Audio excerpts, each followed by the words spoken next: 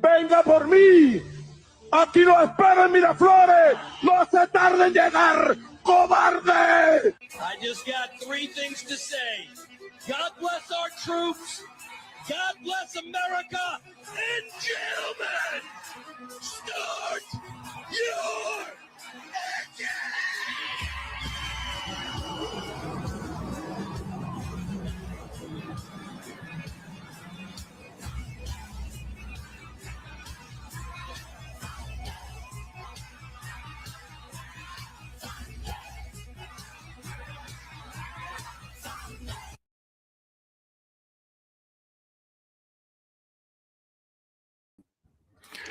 How's it going, guys? Good afternoon. I'm going to be reacting today to some of the fallout from the mainstream media over the arrest of Nicolas Maduro, along with some of his trial information.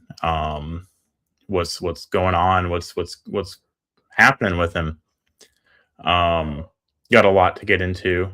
We're gonna go first. We're gonna go to the interview Marco Rubio did on Meet the Press, and we're gonna see how different factions of the left and the right have responded to everything that's going on and the talking points that are being said. And we're going to try to separate talking points from, actual facts of what's going on. So without further ado, let's get into the Meet the Press. Joining me now is Secretary of State Marco Rubio. Welcome back to Meet the Press. Thank you. Thank you so much for being here. I want to start with this big picture question. Is the United States now at war with Venezuela? There's not a war. I mean, we are at war against drug trafficking organizations. It's not a war against Venezuela. We are enforcing American laws with regards to oil sanctions. We have sanctioned entities. We go to court. We get a warrant. We seize those boats with oil, and that will continue. We would continue to reserve the right to take strikes against drug boats that are bringing drugs towards the United States that are being operated by transnational criminal organizations, including the Cartel de los Sols. Of course, the leader of that cartel is now in U.S. custody and facing U.S. justice in the Southern District of New York, and that's Nicolas Maduro. So we made a big progress in that regard. Mr. Secretary, who is in charge? Are you running Venezuela right now? Yeah, I mean, I keep people, fixating on that. Here's the bottom line on it is we expect to see changes in Venezuela. Changes of all kinds, long-term, short-term. We'd love to see all kinds of changes, but the most immediate changes are the ones that are in the national interest of the United States. That's why we're involved here, because of how it applies and has a direct impact on the United States. Okay, we are not going to be able to allow in our hemisphere a country that becomes a crossroads for the activities of all of our adversaries around the world. We just can't allow it. We can't have a country where the people in charge of its military and in charge of its police department are openly cooperating with drug trafficking organizations. We're not going to allow that. These things are direct threats to the United States, and we intend to use every element of leverage that we have to ensure that that changes. The one I would point everyone to is that our military is helping the Coast Guard conduct a law enforcement function, which is not just the capture of Maduro, but the enforcement of our sanctions. We go to court, we get a warrant, we seize the boats. And we think this is tremendous leverage, incredible, crippling leverage, which we intend to continue to use until we see the changes that we need to see that are benefit to the American people. And by the way, we believe to the people of Venezuela as well. But Mr. Secretary, I think there's a lot of questions about who the point people are during this transition. President Trump said, we're going to run the country. So is it you? Is it Secretary Hegseth? Who are those people who will be running the country specifically? Well, it's not running, it's running policy. The policy with regards to this, we want Venezuela to move in a certain direction because not only do we think it's good for the people of Venezuela, it's in our national interest. It either touches on. It absolutely is in our national interest. I don't know if anybody's disagreeing with that. Venezuela has been a hotbed for narco-terrorism with their, call them whatever you want, their dictator at the helm of a cartel basically selling out to whoever will give him unfeathered access to the people and to their resources, meanwhile extracting everything they can from the people and the resources. Something that's a threat to our national security or touches on something that's either beneficial or harmful. And are you involved in that transition, so obviously Secretary? I'm very involved in this. Well, of course.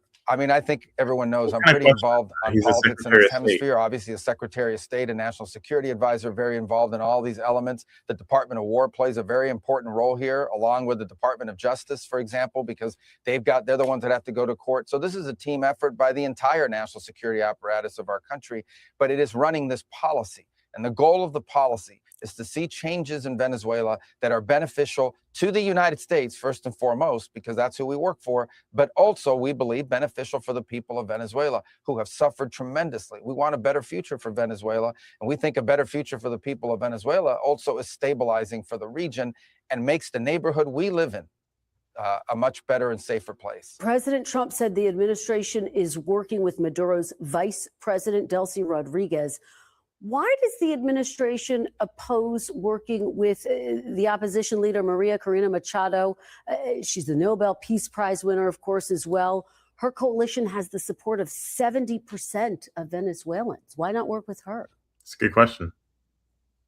Well, a couple things. First of all, Maria Corina Machado is fantastic, and she's someone I've known for a very long time, and that whole movement is. But we are dealing with the immediate reality. The immediate reality is that, unfortunately, and sadly, but unfortunately, the vast majority of the opposition is no longer present inside of Venezuela.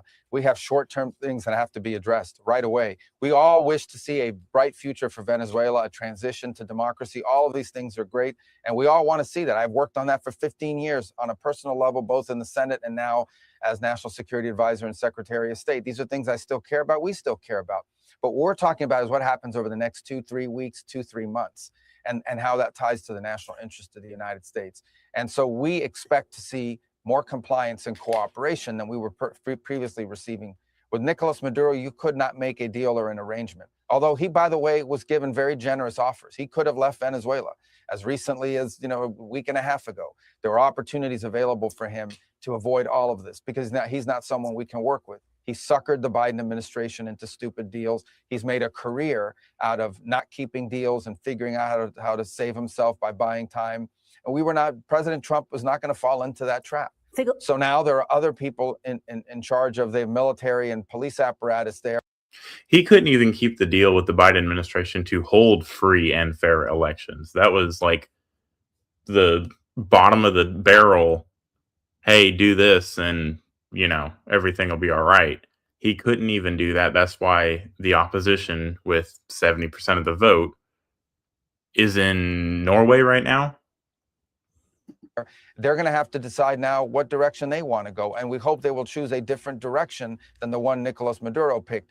Ultimately, we hope this leads to a holistic transition all the way around in Venezuela, societal, political, all of that. We're in favor of all of that. But right now, we have to take the first steps. And the first steps are securing what's in the national interest of the United States and also beneficial to the people of Venezuela. And those are the things that we're focused on right now. No more drug trafficking, no more Iran, Hezbollah presence there, and no more using the oil industry to enrich all our adversaries around the world and not benefiting the people of Venezuela, or frankly, benefiting the United States and the region. You talk about exactly. So, they have something like over 300 billion barrels of oil in reserves or proven reserves sitting under the ground.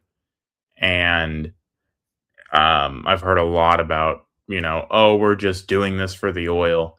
For the record, just so everybody's on the same page here, we were in Venezuela. We had those leases. The Chavez regime decided just unilaterally that they weren't going to uphold it. They were going to nationalize the oil supply out from under us after we had invested hundreds of billions of dollars into it.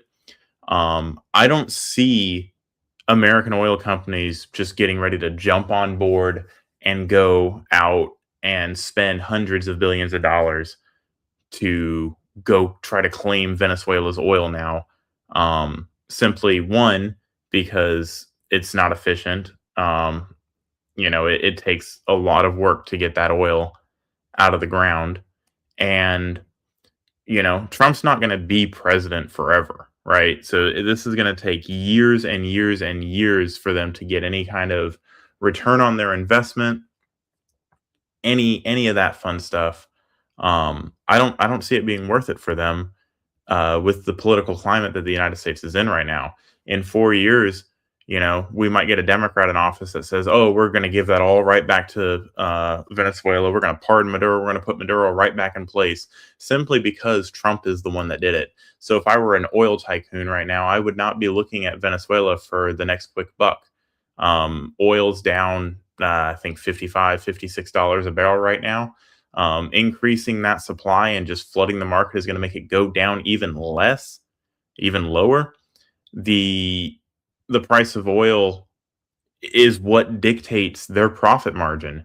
So if they drive the price of oil down, and it already costs them so much to make or produce that oil or refine that oil and pull it out of the ground, plus all the security that they're going to have to put in to prevent themselves from getting overrun by warlords or any power vacuum that's in the area, it's not as if everybody's making it out to be that we're just going to go rob Venezuela of all of their oil. It's purely not the case, in my opinion. I don't see the financial super incentive to go jump right on it. I've heard a lot of people say, "Oh, he's just doing this for his cronies so that they can go get some oil and go get some oil money." First of all, it was theirs to begin with. A socialist stole it from them. Second of all, at this point, it's not worth it. We've invented way better ways since we left Venezuela to extract oil for cheaper. A holistic transition. I think there's a lot of focus on potential elections. How soon will elections be held? Within 30 days, Mr. Secretary? Elections? Well, look, this is a country that's been governed by this regime now for 14 or 15 years. The elections should have happened a long time ago. The elections. That's a really stupid question. You're going to hold elections in 30 days? Have you seen an election cycle? I mean, I'm pretty sure we all lived through 2024. It starts in 2022. So you want 30 days to run an election? Why? Why would you give 30 days to run an election? Why would you even premise that question? That's ridiculous. Did happen. They lost them and they didn't count the votes, or they refused to count the votes, and everyone knows it.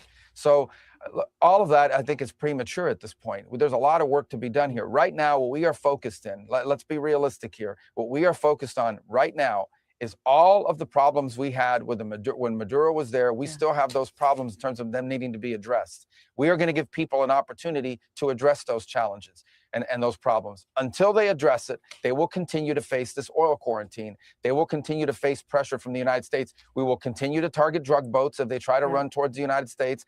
We will continue to seize the boats that are sanctioned with court orders. We will continue to do that, and potentially other things, until the things we need to see addressed are addressed. Because ultimately, above everything else, we care about elections, we care about democracy, we care about all of that. But the number one thing we care about is the safety, security, well-being, and prosperity of the United States. And that's what we're going to focus on first and foremost here. And that's what these policies, these changes we need to see made are about. Okay. I mean, he couldn't have put it any better. Everybody's asking, how could this possibly be America first? Well, you don't want Iran in our backyard. You don't want Hezbollah in our backyard because some proxy let them in. You don't want Russia to have access to our backyard. You don't want China to have access to our backyard. You don't want, Venezuela shipping us drugs going across the Caribbean. We don't want to keep wasting missiles on drug boats. How do you stop that from happening? You arrest the guy you have an arrest warrant for crimes he committed against the United States. And we're going to get into that later, what some of the defenses that I've heard that his lawyers might be trying to try. It's actually laughable. They're cooked. They have no defense, but they're going to try, and it's going to be hilarious to hear how the mainstream media spins it. let's get to it. Significant there. You say you will continue to seize boats when necessary. I want to ask you about boots on the ground. A lot of attention on that. The president was asked about the possibility of U.S. boots on the ground. He said, quote, "We're not afraid of it." How many U.S. forces are on the ground right now in Venezuela? None. Are there any? We don't have U.S. forces on the ground in Venezuela. No, we don't have U.S. forces on the ground. Everyone knows. They were on the ground for about 2 hours when they went to capture Maduro. And now that's not completely true. We do have naval assets in Venezuelan waters, which, you know, technically counts as forces in country. But typical, like as you would think of it, boots on the ground. There's no one in Venezuela. So this whole "he started a war in Venezuela" argument should have fallen apart by now, but, you know. I think what the president is saying is very simple, and that is, as president of the United States, he is not going to go around telling people what he's not going to do. He's not going to go around saying, "I won't do this, I won't do that. Yes, I care about this issue, but I'll only go so far." He retains all this optionality. In the particular case you're citing, this was... And why wouldn't he retain his prerogative to go do things? Because as soon as he says, "I'm not going to do this," and something changes, the media is going to be on his butt left and right, attacking him and spinning it in the 24-hour news cycle. "Oh, here's the clip of him saying this, and here's him doing what he said he's not going to do." What? Of course he's not going to say, "I'm not going to do these things." He's going to leave every single possible option open to him, as has his prerogative as president. That's what the American people voted for. He has an overwhelming mandate to do what he deems fit within the Constitution of the United States for the American people. In essence, at its core, a law enforcement function. Okay, the Department of Justice, dating back in the Biden administration, that had a $25 million reward for his capture. So we have a reward for his capture, but we're not going to enforce it. That's the difference between President Trump and everybody else. All these, it's easy to make a wanted poster and say $50 million for the capture of Maduro, but no one takes that seriously because you're not going to do anything about it. President Trump did something about it. Let me ask you. He did something about it. We went in, we grabbed him, he was arrested, and he's now in New York. No Americans were killed, no equipment was lost. It had to be done, and it's been done. And I assure you, the people left behind in Venezuela now that are in charge of the police and everything else, I assure you, they're going to probably be a lot more compliant than Maduro was as a result of this. Well, President Trump told the New York Post there won't be troops in Venezuela as long as Delcy Rodriguez, quote, "does what we want." She's already, though, demanding the release of Nicolas Maduro. As you know, she's insisting that her country never become a colony. What exactly does Rodriguez need to do to keep U.S. troops out of Venezuela? I think she's the reason that U.S. troops are there. If I'm being completely honest, it looks mighty suspicious that she's in Maduro's cabinet as the vice president. Maduro gets nabbed, and she becomes the president, and the U.S. is like, "Okay, we're cool with that."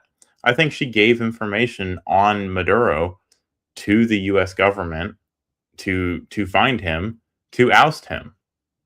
Venezuela. Well, forget about the U.S. troops portion of it. What needs to happen for any of this to change, for our relations with Venezuela to change and our whole approach to it to change, the things we have talked about are the ones I've highlighted already. You can't flood this country with gang members. You can't flood this country with drugs that are coming out of Colombia through Venezuela with the cooperation of elements of your security forces. You can't turn Venezuela into the operating hub for Iran, for Russia, for Hezbollah, for China, for the Cuban intelligence agents that control that country. That cannot continue. Those things cannot continue to be in place. You cannot continue to have the largest oil reserves, in the world under. Just so we know, we're all on the same page. The Cuban government came out with a statement saying that they condemned the attack and that 32 or 35 Cuban citizens were killed in the attack. If you want to take a wild guess as to who those citizens were, they were Maduro's security force. So tell me why Cubans are protecting the Venezuelan president. That would be like Canadians protecting the American president in America. Who's controlling who? under the control of adversaries of the United States, not benefiting the people of Venezuela, and stolen by a handful of oligarchs around the world, including inside of Venezuela, but not benefiting the people of that country. You know, we've seen how our adversaries all over the world are exploiting and extracting resources from Africa, from every other country. They're not going to do it in the Western Hemisphere. Yeah. They are not. That is not going to happen under President Trump. Read our national security strategy. He is serious about it, and he's going to do something about it, and we're doing something about it. Let me ask you about oil. The president says the U.S. is taking over the oil. The question is, I guess, if the purpose of the operation was to capture Maduro and bring him to justice, why does the United States need to take over the Venezuelan oil industry? Why not? Well, we don't need to. First of all, let me go back up. We don't need Venezuela's oil. We have plenty of oil in the United States. What we're not going to allow is for the oil industry in Venezuela to be controlled by adversaries of the United States. You have to understand, why does China need their oil? Why does Russia need their oil? Why does Iran need their oil? Exactly. They're not even in this continent. This is the Western Hemisphere. This is where we live. And we're not going to allow the Western Hemisphere to be a base of operation for adversaries, competitors, and rivals of the United States. Have specific oil companies. We also want to see that oil and the proceeds from it. Hold on. We want to see the oil proceeds of that country benefit the people of Venezuela. Why have 8 million people left Venezuela? 8 million, the single largest mass migration probably in modern history, left Venezuela since 20. 8 million people, just for context of the situation. There's 28 million people, 29 million people by some estimates in Venezuela. So that's 37 million people that were there. 8 million people have left. That's almost, what is that? A quarter of the population has just said, you know what, to greener pastures. 2014, because all the wealth of that country was stolen to the benefit of Maduro and his cronies in the regime, but not to the benefit of people of Venezuela. You know how destabilizing 8 million migrants is? And that's the horrible part about this socialist idea. Chavez stole, nationalized the oil away from people that had already bought it, for the guise of socialism, and everybody's going to benefit from it, and nobody benefited from it. They don't even have electricity working in their nation 24/7. This is the 21st century, and they're having rolling blackouts. They make pennies on the dollar. They basically are enslaved to work for this socialist idea under a brutal dictator that makes his kicks off of exploiting his people, running drugs, and killing Americans. So I don't know why anybody is opposed to this. The number one fear that Brazil has, that Colombia has, that all these countries in the region have about what's happening in Venezuela and our involvement is they're afraid of another mass migration event. That's what they fear. This is deeply destabilizing stuff. It's not going to continue to happen. They are not going to come from outside of our hemisphere, destabilize our region. I think something like 200,000 Venezuelan nationals migrated, whether legally or illegally, out of Maduro's regime to America. And everybody wanted to say that, oh, this is all caused by the sanctions that they put on them and yada, yada, yada. No, this is caused by policies that a dictator enacts and consequences that come from those policies to their people. And, you know, the people suffer, so they leave. And it causes a mass migration. 8 million people have left the country. That's a lot of, that's like 50 million people leaving our country, or 100 million people leaving our country. That's crazy. Our own backyard, and us have to pay the price for it, not under President Trump. Let's talk big picture here. U.S. regime change, historically speaking, has not gone very well for the United States. In Iraq, in Libya, to name a few examples. Can you assure Americans? Does this lady just completely forget the fact that he had arrest warrants in the United States, was the most wanted fugitive in the United States? Can we just like stop just glossing past that fact and act like it's for nothing other than regime change? Regime change is a side effect of us upholding our laws. the people of the United States, that this time will be different? Well, here's what's happened. We've got this phobia built up and this sort of thing that's it's like, number one, most of the experts that people have on television, I watch these experts and it's clown hour. Okay, these are people that have focused their entire career on the Middle East or some other part of the world because that's where all the action was. Very few of them know anything about Venezuela or the Western Hemisphere. Venezuela looks nothing like Libya. It looks nothing like Iraq. It looks nothing like Afghanistan. It looks nothing like the Middle East other than the Iranian agents that are running through there plotting against America. Okay, these are Western countries with long traditions among their at a people-to-people and cultural level and ties to the United States. So there's nothing like that. So I think people need to stop ascribing the apples and oranges here. The apples. I don't even think that that's a conversation worthy of his response. Honestly, this isn't regime change. Again, he was arrested. It's not a planned and plotted regime change. Trump gave him the option to leave and gave him, all sorts of contingencies and ultimatums that he didn't follow. And these are the consequences. He was arrested and extradited to American soil to face trial in an American courtroom. Of the Middle East or the oranges of the Western Hemisphere. But do you? Number two, this is about the national interest of the United States. And what I'm confident of is we are in a safer and better place because we're taking it seriously. The alternative would have been to leave Maduro there as an indicted drug trafficker, illegitimate president, running the country, open invitation for all of our adversaries to do whatever they want against the United States from Venezuela. That was not going to continue. What the alternative would have. Why does the administration oppose working with the opposition leader, Maria Corina Machado? Everything else we care about, elections, we care about democracy, we care about all of that. But the number one thing we care about is the safety, security, well-being, and prosperity of the United States. And that's what we're going to focus on first and foremost here. And that's what these policies, these changes we need to see made are about. Okay, significant there. You say you will continue to seize boats when necessary. I want to ask you about boots on the ground. A lot of attention change, historically speaking, has not gone very well. It would have been to allow a drug trafficker to continue to use national territory and elements of nation state power to further drug trafficking organizations.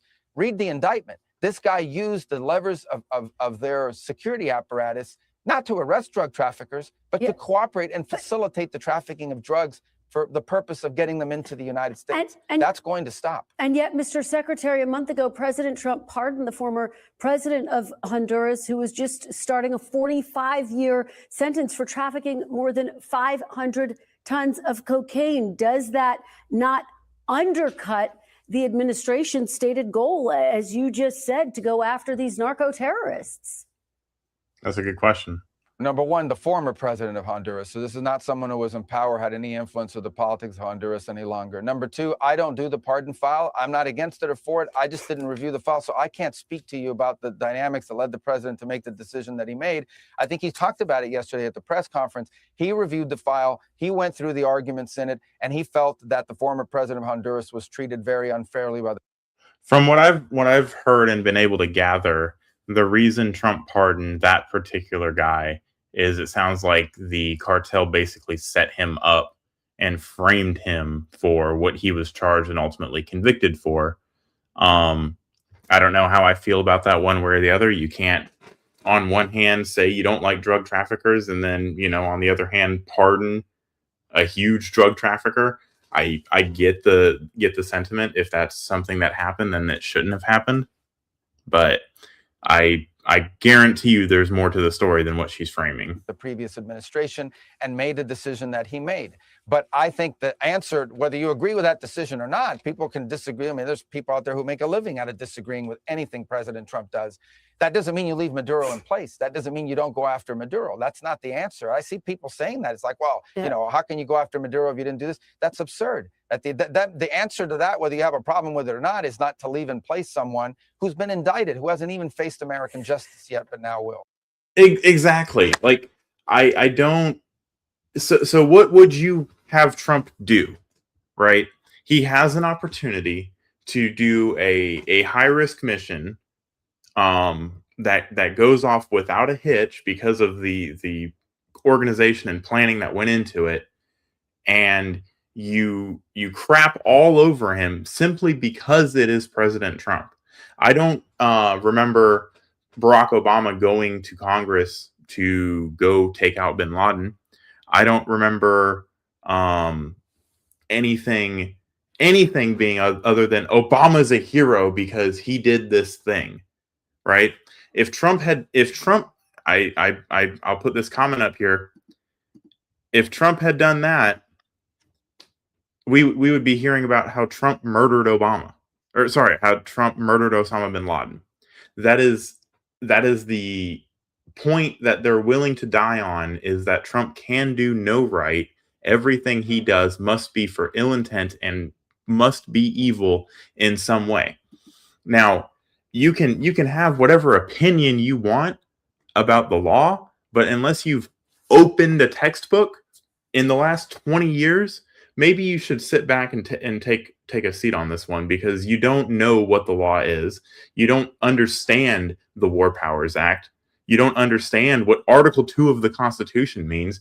You don't understand that this had nothing to do with a war. This had nothing to do with the military. The military was essentially the DEA's bodyguard in this situation. The DEA went in and served a warrant on a narco-terrorist. You don't get mad because your neighbor's door gets kicked in and served a warrant by the sheriff's office. You don't call that an act of war. So why is it now? Yeah, and you're absolutely right. I was referencing, obviously, the former president. White House Chief of Staff Susie Wiles told Vanity Fair that an attack on Venezuela's mainland would require approval from Congress. Why didn't that happen? And will it happen with any future action the administration plans to take? Maybe because it wasn't an attack. Just off the top of my head. You know, I'm not running covert missions in Venezuela, but I feel like if you were to attack a country, you would have, you know, a mission set, have, you know, something that you wanted to accomplish other than the stated goal of arresting a terrorist in Venezuela or elsewhere. This was not an action that this was not an action that required congressional approval. In fact, it couldn't require congressional approval because this was not an invasion. This is not an extended military operation. This was a very precise operation that involved a couple of hours of action. It was a very delicate operation too. It was one that required all these conditions to be in place at the right time in the right place. You couldn't afford leaks. We couldn't afford anything out there that would have endangered the mission and gotten people killed or killed off the mission and the optionality.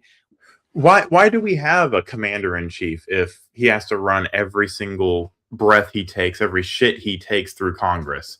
Why do we have a commander-in-chief if, when, you know, every JAG officer that overseen this, the White House counsel that overseen this, the judge that signed off on this, why?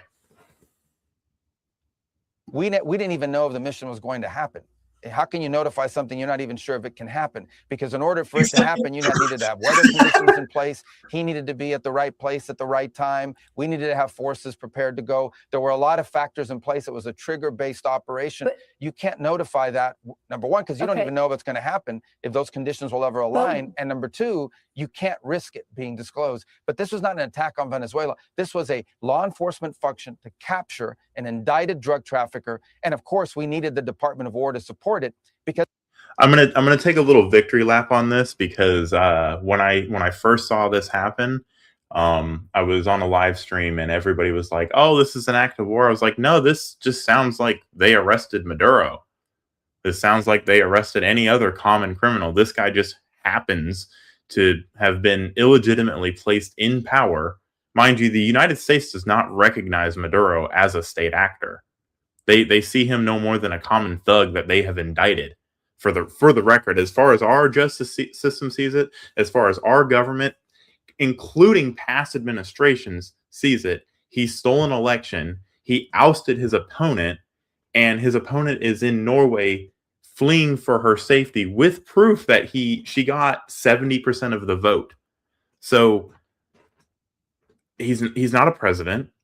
He's a drug kingpin. This would be no different than if we went and arrested El Chapo. Oh, wait, we did that. Huh. What do you know? So where was the outrage when we arrested El Chapo? If El Chapo had just stolen power from the country he lived in, would you be complaining about that? Like, where does your brain take over? They do have anti-aircraft missiles that could shoot down those helicopters. But will you? We had to take down radars. We had to take down those anti-air elements on the way in and on the way out, and that's what this was limited to. But will you seek congressional approval for any further action in Venezuela or the region? I mean, I think if they're gonna hold an operation with objectives, missions, and a protracted war, then absolutely, that's what the Constitution says, that you have to get Congress declares war. Otherwise, I mean, Trump can operate within the War Powers Act. It's 90 days and 48 hours notice to Congress. He can send the Marines in and they can go fuck shit up for 90 days and then hop right back out. So I don't foresee that being an issue, but if I were to be consistent, I would say that if he were to do that and not get congressional approval to go to war and start a war, not arrest somebody, not take out a terrorist that's wanted and has been wanted since the Biden administration, where the Biden administration upped his bounty from $15 million to $25 million. Obviously, Biden thought this was a bad guy and needed to get him. If he were to do anything other than that, then yeah, I'd have a totally different tune right now, and I'd be saying, yeah, he needed to get Congress's approval. This wasn't war. Like, just because a couple of military vehicles are used in an operation does not mean it's a war. Well, we will seek congressional approval for actions that require congressional approval. Thank you. But otherwise, they will get congressional notification. And this is not an operation that required congressional approval. In fact, this is an operation akin to what virtually every single president for the last 40 years has conducted. The difference is that when it's Donald Trump, all these Democrats go bonkers. Is the Cuban government the Trump administration's next target, Mr. Secretary? Very quickly. Well, the Cuban government is a huge problem. Yeah, the Cuban government is a huge problem. First of all, is that a yes? Cuba, but I don't think people fully appreciate. I think they're in a lot of trouble. Yes, I'm not going to talk to you about what our future steps are going to be and our policies are going to be right now in this regard, but I don't think it's any mystery that we are not big fans of the Cuban regime, who, by the way, are the ones that were propping up Maduro. His entire internal security force, his internal security apparatus is entirely controlled by Cubans. One of the untold stories here is how, in essence, you talk about colonization, because I think you said Dulce Rodriguez mentioned that the ones who have sort of colonized, at least inside the regime, are Cubans. It was Cubans that guarded Maduro. He was not guarded by Venezuelan bodyguards. He had Cuban bodyguards. Exactly. In terms of their internal intelligence, who spies on who inside to make sure there are no traitors, those are all Cubans. All right. Secretary of State Marco Rubio, thank you for joining us after an incredibly busy 48 hours. Really appreciate it. When we come back, House Democratic Leader Hakeem Jeffries joins me next. Oh, dear. We got Timu Obama coming up next. Welcome back, and joining me now is House Democratic Leader Hakeem Jeffries of New York. Leader Jeffries, welcome back to Meet the Press. Good morning. Good morning. Thank you for being here. We obviously have to start with the capture and indictment of Venezuelan President Nicolas Maduro. You have called him a, quote, criminal and authoritarian dictator who has oppressed the people of Venezuela. Let's see if he holds this energy. For years. Is Venezuela better off without Nicolas Maduro in power? Well, he's a bad guy, of course, and he's going to stand trial in the American court of law at this particular point in time. Why can't you just simply say, yes, it's a good thing? If he's such a bad guy, why can't you say, yes, it's a good thing that the bad guy is not in power anymore? Is it because Trump did it? It remains to be seen whether the people of Venezuela are going to be better off. Donald Trump claims that he's going to run Venezuela. He's done a terrible job running the United States of America. Life hasn't gotten better for the American people over the last year. Life has gotten worse. He promised to lower the high cost of living. Costs haven't gone down. They've gone up. The healthcare system is broken. Donald Trump refuses to do anything about it. I ask of you one thing. He just said the price of everything is going up. just check the consumer price index.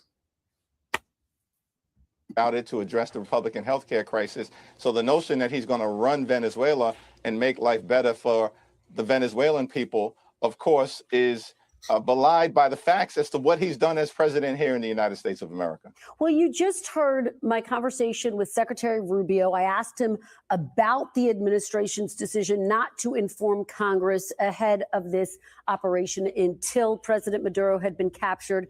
Secretary Rubio saying this was not the kind of mission where they could have afforded to notify Congress. There were concerns about leaks. He made that point. President Trump made that point. Was the administration justified in this case in not briefing Congress? Well, there's been no evidence that the administration has presented to justify the actions that were taken in terms of there being an imminent threat to the health, the safety, the well-being, the national security of the American people. This was not simply a counter-narcotics operation. It was an act of war. It involved, of course, the Delta Force, and we're thankful for the precision by which they executed the operation and thankful for the fact that no American lives were lost. But this was a military action involving Delta Force, involving the Army, apparently involving thousands of troops, involving at least 100.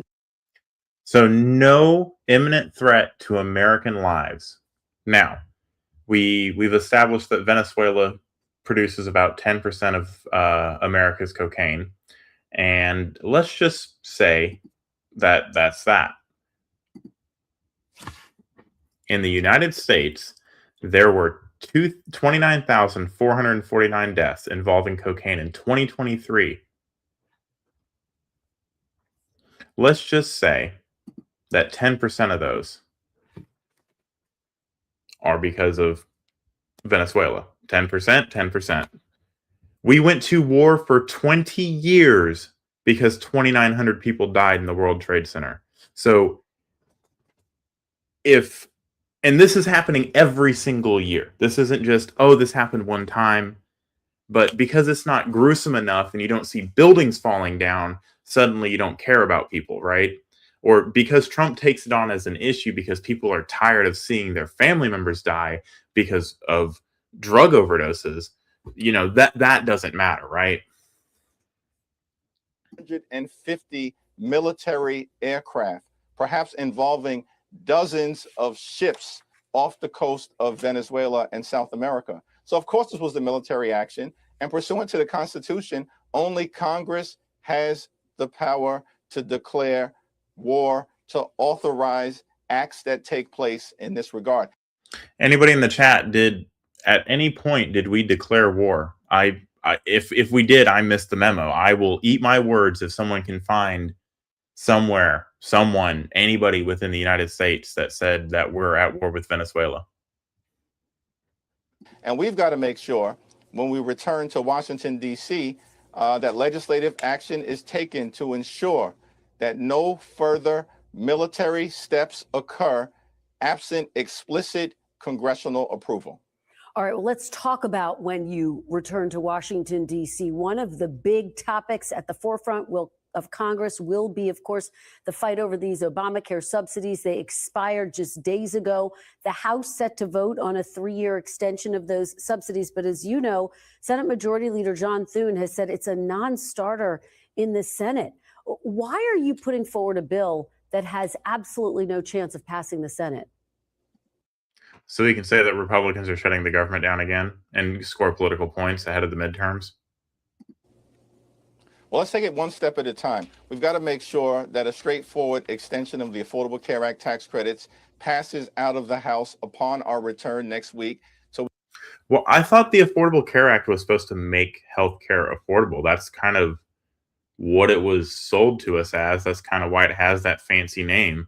Why is it on Republicans now to fund an unaffordable healthcare act? When we're the party in power, the Democrats are the minority, screaming their heads off about affordability. You were supposed to have fixed this problem 10 years ago, 15 years ago. Why is it an issue now? We can protect the health care of tens of millions of Americans who are about to experience dramatically increased health insurance premiums, copays, and deductibles. In some instances, health insurance costs will increase by $1,000 or $2,000 per month. You want to hear something funny? You know why big screen TVs aren't expensive? Because the federal government's never tried to make them affordable. And that's all I have to say on that one. That's completely and totally unacceptable. And Republicans have a responsibility to partner with us as Democrats to stop it, to protect the health care of everyday Americans, working class Americans, and middle class Americans. Now, when we successfully pass this bill out of the House of Representatives, what he means to say, I can translate Democrat, I've gotten pretty good at it. What he means to say is that Eli Lilly should go from, $40 billion to $900 billion. We should keep funding the pharmaceutical companies that are ripping us off, or the healthcare companies that are ripping us off and charging us higher premiums to give us less and less coverage. We know that there's a bipartisan majority in the Senate. Every single Senate Democrat and at least 4 Senate Republicans who support a straightforward extension of the Affordable Care Act tax credits. The votes exist to pass it in the Senate, absent procedural hurdles that John Thune is erecting, because Republicans apparently have no interest in protecting the health care of everyday Americans. They'd rather protect the interests of big oil and their billionaire donors, which is why they enacted massive tax breaks as part of their one big ugly bill. Well, let me ask you, because as you know, we are 26 days away from another potential government shutdown on the heels of the longest shutdown in U.S. history. Would you support another government shutdown over this battle over healthcare subsidies? Remember, guys, it's their only leverage against the Republicans is making sure you guys go without funding that we paid our taxes for all of these services. That's their only leverage, is to hold the American people under the shotgun. But what we've said from the very beginning, first of all, we need to resolve this issue within the next week or so, protect the health care of the American people, and then continue to fix our broken healthcare system and address the Republican healthcare crisis that's devastating everyday Americans. And it wouldn't be broken if you didn't break it, bud.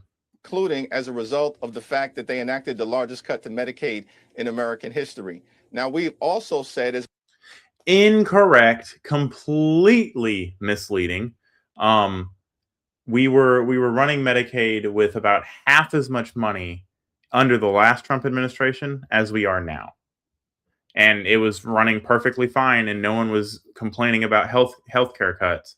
Suddenly, when Biden gets in for 4 years, it doubles in costs almost to $1 trillion. Now, I want everybody watching to remember one thing. We spend roughly $5 trillion on healthcare in America. That is completely just ridiculous. That is a fifth of our GDP. And all it does is no one in healthcare gets rich except for the healthcare executives and the healthcare companies. I work in healthcare. I the money ain't going to me. Trust me. It relates to the appropriations process, that we will sit down anytime, any place with anyone in order to find a bipartisan path forward to enact a spending agreement that actually makes life better for the American people. As Democrats, we're Translation, he's going to go on a multi-news campaign to smear the Republicans and say that they're trying to kill your grandma. Committed to driving down the high cost of living that exists in this country. Donald Trump promised on day one of his presidency that Republicans would lower costs. Costs haven't gone down. Costs have gone up. Housing costs out of control, grocery costs out of control, utility bills out of control, healthcare costs out of control. We're committed to actually addressing the needs of the Anybody that wants to fact check this can go fact check this. How much has the interest rates to buy a home gone down just in the last 11 months, going on 12 months? How much have the price of eggs gone down? How much have the price of gas gone down? How much has the price of just about everything gone down since Trump's been in office? But everything's going up, Hakeem Jeffries. the American people. That's one of the problems with this action in Venezuela. How does it actually improve the quality of life of everyday Americans? How is it in America's national security interest? Why doesn't Donald Trump and their administration focus on dealing with the affordability crisis? That is not a hoax. It's Well, when your IQ is 17, Mr. Jeffries, I wouldn't expect you to understand. very real, and something meaningful needs to be done about it. That's the Democratic commitment. Leader Jeffries, let me ask you, because Tuesday marks the 5th anniversary of the January 6th attack on the Capitol. House Democrats are planning to hold a hearing criticizing President Trump's decision to pardon all of the rioters. And I wonder, is there anything tangible that you anticipate coming from this hearing, or is this hearing for show? It's a substantive hearing. It'll be about the concerns that have been raised by people all across this country as to the fact that on his first day in office, Donald Trump pardoned hundreds of violent felons who brutally attacked the Capitol and beat police officers, more than 140 who were seriously injured. Psychological and physical damage that was done that is permanent in nature. And it was all part. So hundreds of people brutalized 140 people, and most of those people had psychological damages. So how did hundreds of people only brutalize 140 people, with half of that being, or 90% of that being, a mental trauma? Make it make sense, sir. Part of Donald Trump's effort to halt the peaceful transfer of power, which is one of the bedrocks of American democracy. We're in our 250th year of representative government. Our democracy is not perfect, but it's a glorious thing. And we don't have a democracy. I guess your job in Congress hasn't taught you that you're a constitutional republic with a representative democracy. It fundamentally has to be protected and preserved. So at minimum, on this 5th anniversary of that horrific attack on the U.S. Capitol, we're going to address issues of concern related to ensuring we continue to have free and fair elections. We've got to get rid of this compliant Republican Congress who function like a reckless rubber stamp for Donald Trump's extreme agenda, as opposed to actually trying to enact policies that make life better for the American people. That's at the essence of our democracy. And so on Tuesday, it'll be an important hearing. We'll hear from Americans from across the ideological spectrum about the horrors of January 6th and why we've got to make sure that something like that never happens again.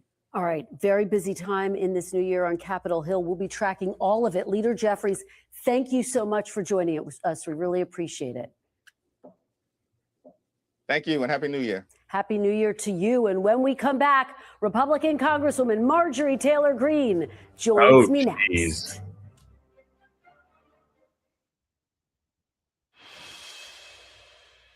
Welcome back. And joining me now is Republican Congresswoman Marjorie Taylor Greene of Georgia. Congresswoman, welcome to Meet the Press. Thanks for having me this morning. Thank you so much for being here. We really appreciate it. Tomorrow is your last day in Congress, so incredibly significant to have you here today, Congresswoman. You and President Trump, of course, had an extraordinary break last year. We'll talk all about that in just a moment. But I do want to talk about something you said this weekend in the wake of this attack against Venezuela, removing Nicolas Maduro. You said that the administration's actions were not America first. Now, the president was asked about this idea yesterday. I want to play that clip and get your reaction on the other side. Take a look. Mr. President, why is running a country in South America America first? Well, I think it is because we want to surround ourselves with good neighbors. We want to surround ourselves with stability. We want to surround ourselves with energy. We have tremendous energy in that country. It's very important that we protect it. We need that for ourselves. We need that for the world. Why do you disagree, Congresswoman? Well, you know, I served on the Homeland Security Committee for 3 years. Because Trump hurt my feelings and I don't like him anymore. I only used him to get his endorsement to get power. And I am overwhelmingly in support of a strong border. I impeached Secretary Mayorkas. Those were my articles of impeachment that passed the House. because fentanyl overdoses skyrocketed to 280% in my own district. And the majority of American fentanyl overdoses and deaths come from Mexico. Maybe you shouldn't have been hiring all those illegal immigrants to work at your construction firms, and you wouldn't have had an increase in fentanyl overdoses, because it's almost like they bring that shit with them. Just a thought right off the top of the dome. Those are the Mexican cartels that are killing Americans. And so my pushback here is, if this was really about narco terrorists and about protecting Americans from cartels and drugs being brought into America, the Trump administration would be attacking the Mexican cartels. Now, I am not. Trust me, they're next. Now, I've seen kind of a lot out of everybody's reaction to this. One guy thinks it's all about oil. One guy thinks it's about regime change. This lady thinks it's about drugs. No, it is a culmination of the three things, not to mention the fact that he broke our laws and had an arrest warrant. Can we stop just scooting past that and act like it didn't happen? Defending Maduro. And of course, I'm happy for the people of Venezuela to be liberated. But Americans celebrated the liberation of the Iraqi people after Saddam Hussein. They celebrated the liberation of the Libyan people after Gaddafi. And this is the same Washington playbook that we are so sick and tired of, that doesn't serve the American people, but actually serves the big corporations, the banks, and the oil executives. And so my pushback here is on the Trump administration that campaigned on Make America Great Again. That notice how she's on Meet the Press. I just realized she's on Meet the Press. She's on NBC. She wouldn't dare take this to someone like Fox News, where she's going to get a semblance of a hardball question. No, she's going to get to basically speak unopposed and be cheered on by this cheerleader over here that wants to do anything she can to dig up dirt on the president. We thought was putting America first. I want to see domestic policy be the priority that helps Americans afford life after 4 disastrous years of the Biden administration. I want to see domestic policies that prioritizes jobs and affordable housing. You mean like putting tariffs on other countries so that they don't export our jobs out? You mean like making sure that our Americans aren't dying so that they can have those jobs? Just 2 things off the top of my head. Maybe decreasing our reliance on foreign oil, maybe decreasing our reliance on foreign-made products so that they can be made in America, so that more American businesses can prop up. Maybe decreasing the price of oil and gas so that manufacturing and transportation of those goods, products, and services can lead to bigger business growth. Any of those things. It's not like he's only doing one thing, Marjorie. For Americans after 4 disastrous years of the Biden administration. And I want to see domestic priorities that put Americans first in regards of healthcare. Health insurance costs too much, car insurance, home insurance. And these are issues. I mean, I'm not going to disagree with anything she just said. I'd like to see all of those things go down too, but come on, man. That matter to Americans. We don't consider Venezuela our neighborhood. Our neighborhood is right here in the 50 United States, not in the Southern Hemisphere. Well, let me ask you, because President Trump says he... So we should just let Iran take over Venezuela, let them park a couple missiles there, and then wonder why your home state of Georgia gets blown off the map.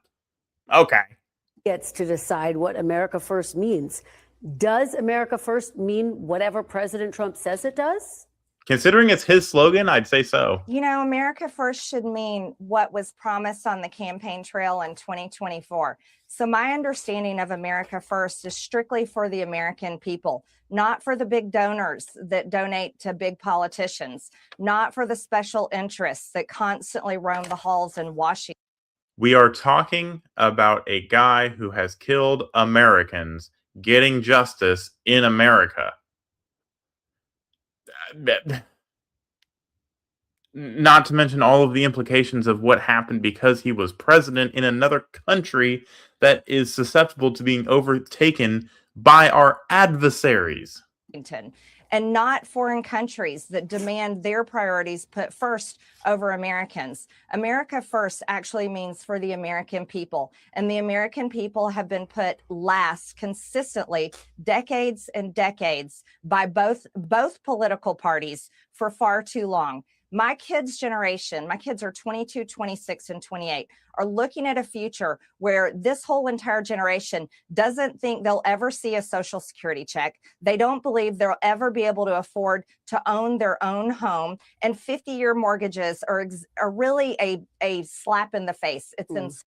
I will give her that. I'm 27 years old myself. I don't think that I'll ever see Social Security.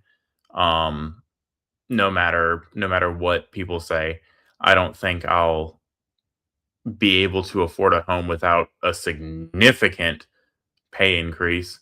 I mean, all those things are, case dependent, but there is something to be said about the price of a home just in the last 15 years has tripled. The interest rates have doubled.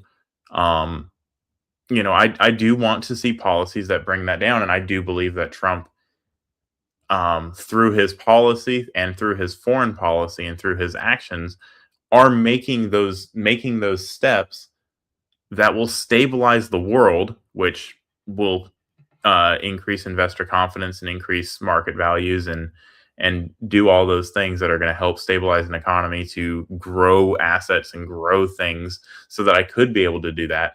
So I don't know what she's complaining about other than Trump hurt her feelings. I feel like she's just talking to talk at this point. Americans don't want $2,000 stimulus checks as a payoff. They want to have good policies brought forth for them, because you want to know something, Kristen? They voted for this administration, and their small dollar donation should matter. And MAGA. They voted for this administration, not for your opinion of what America First should be. I'm sorry. Has its own enemy list, and the enemies of the world are not on their enemy list, and they're tired of being ignored. Let me ask you about your breakup with President Trump. Part of that was over this battle over releasing the Epstein files in September. After a meeting with a group of Epstein survivors, you'd held a news conference and threatened to identify some of the men who had abused them. The New York Times Magazine reported that President Trump called you in your office afterwards and, quote, according to a staff member, everyone in the suite of rooms could hear him yelling at her as she listened to him on speakerphone. Green says she expressed her perplexity over his intransigence. According to Green, Trump replied, "My friends will get hurt." What do you think President Trump meant by "my friends will get hurt," Congresswoman? I've been asking that question ever since, and I make no apologies for standing with women and victims of rape, because in this country, there are far too many victims of rape. So help me God. If she is BSing this and trying to imply that what I think she's trying to imply, she better come with some serious proof of what she's saying. Otherwise, she needs to shut up, because you hear it enough from everybody on the left. I do not need to hear I stand with the victim. The same victims that said Trump was above reproach and never did anything to him. Those victims, Miss Green, those victims, or is this political grandstanding? You saw Elon Musk do it, so you figured you'd do it too. All walks of men and women alike have been victims of rape or some type of child abuse, and the Epstein files is significant. And demanding transparency for that should not lead to the president, who I helped get elected and supported far more than pretty much any Republican in Washington. It should not have led to him calling me. I'm sorry. I didn't know what your name was until you attached it to Trump. I knew what Trump's name was. I knew who I was voting for. I didn't know your name until Trump started saying, "Oh, look at this lady." So it sounds like you rode Trump's coattails And now that you can't ride Trump's coattails and be a leech anymore, suddenly you have nothing but bad things to say about him. A traitor. That is absolutely unacceptable, and the American people reject it. Yeah. But here's what should be prioritized is victims, and victims of an entire system that protected the rich, powerful elites. And that's what Americans are absolutely sick and tired of. That was part of what they voted for in 2024. They voted to tear down the system that protects the rich, powerful elites. They voted to tear down the system that consistently goes for foreign wars and regime change. They voted to tear down the system that does nothing for regular, hardworking Americans and only consistently props up the big banks, the military industrial complex, and the oil executives and major industries. And, you know, you want to know something? After this regime change in Venezuela, I fear that we're going to see jobs just move south, because we're already hearing about big corporations lining up their trips to Venezuela for the next big business opportunity that exists, while Americans sit here with no options that are going to provide them with good paying jobs and affordable health care. Congresswoman, let me finally ask you about one of the risks. Let me reiterate something I said earlier. American oil companies do not see the value in Venezuela's oil through all the political instability that's going to happen, through the possibility that you get another Maduro in there that just says, this is my oil now. They already invested hundreds of billions of dollars into it. The oil is expensive to extract, way more expensive than Canada's oil, way more expensive than anywhere else we get it from. They're not exactly lining up to go fleece the Venezuelan people. Their oil is not worth as much as has been reported. If you go, you know, look at anybody that's actually talked about this matter with any sort of expertise or intelligence, it's worth money. Yeah, it could be worth something to Venezuela if they could upgrade their rigs and not burn off all the natural gas and flash it. It could be worth something if they were a little bit more efficient and had more modern equipment, but it's not. So I don't see as a you know, oil company, if I'm, you know, Shell Oil, I don't see the value in putting $100 billion into this country while deflating the value of the oil that I'm selling and not getting a return on my investment. Over, you know, this is going to take 15, 20, 30 years to actually recoup this value. And I don't see that as a reason for what has happened here. It might eventually turn out to be a positive thing for America, but definitely not short term. I hate to tell anybody that expected, you know, gas to drop to 50 cents a gallon again. Not I don't see that happening. And concerns in the Republican Party over the issue of anti-Semitism. In 2022, you did speak at a conference organized by Nick Fuentes. He's a white nationalist. He recently said that Hitler is, quote, cool. Let me ask you about your perspective right now. Do you believe there is room in the Republican Party for Nick Fuentes and anyone who shares that ideology, that Hitler is cool? So this is the difference between Democrats and Republicans. Republicans are tolerant of people. Democrats say things like, is there any room on this planet for that guy?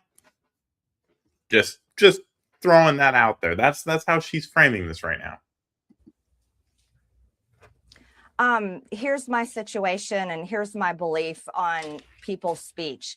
I will always defend the First Amendment and free speech, no matter what kind of speech it is, even speech that I find abhorrent or I disagree with, because I think that makes us uniquely American. What concerns me is that when we move towards censorship, and we saw that happen during COVID, I myself had my own Twitter account permanently banned because I spoke out against FDA rushed approval of the COVID vaccines. And I spoke out against lockdowns and forced masking.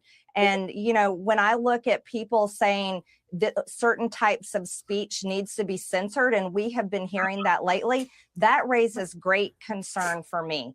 So I think it's something that we have to take seriously. Is as Americans, we don't have to agree with each other, and we certainly can disagree, but we should overwhelmingly agree that free speech must be protected. Well, let me just, I mean, during COVID, you did compare lockdowns to the Holocaust. I understand. No, hold on. No, she did not.